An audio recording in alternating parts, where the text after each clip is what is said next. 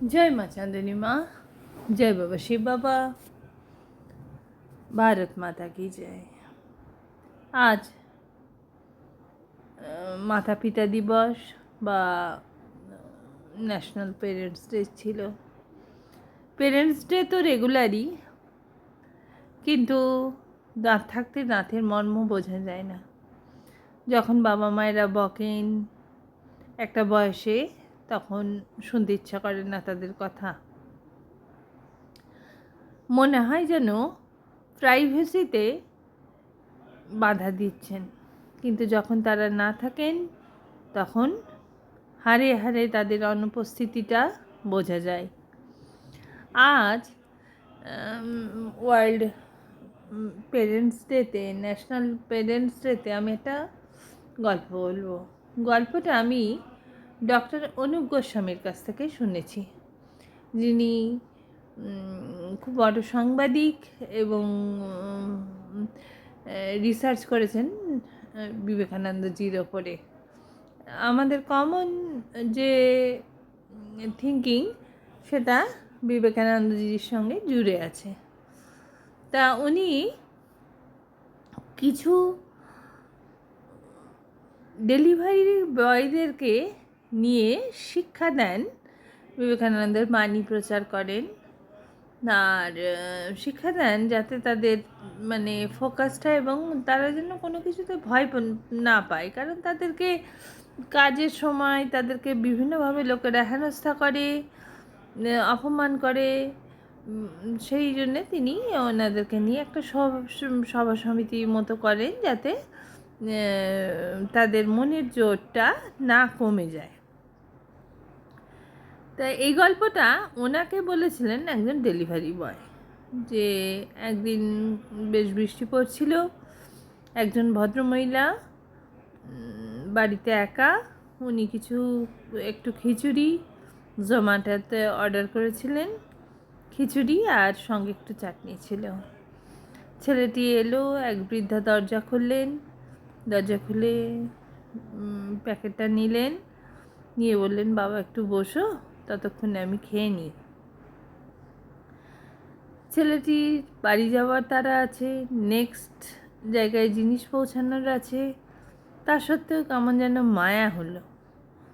ছেলেটি বসলো, ভদ্রমহিলা খেলেন, খেয়ে তাকে টিপস হিসেবে 500 টাকা দিলেন। দেওয়ার পরে ছেলেটা বলল যে, মাসিমা আমার তো সার্ভিস চার্জ পাই, আমার এগুলো কোম্পানি থেকে নেওয়াটাও ঠিক না, এটা অনৈতিক। বললেন, না, তুমি যে আমার সঙ্গে এই সময়টা ব্যয় করলে আমার জন্যে, আমার সামনে যে বসে রয়েছে একটা মেয়ে, আমার ছেলেমেয়েরা বিদেশে থাকে, তারা যথেষ্ট হ্যাপি, তারা আমার খোঁজও নেয়, কিন্তু জানো তো, মানুষের প্রেজেন্সটা আমি খুব মিস করি আজকাল। তুমি এসেছো, আমার খুব ভালো লেগেছে। বলে ছেলেটাকে জিজ্ঞেস করলেন যে, তোমার মা বাবা? বললে, মা বাবা বিহারে থাকে, যেতে পারি না সব সময়, রোজ দিন ফোনও করা হয় না।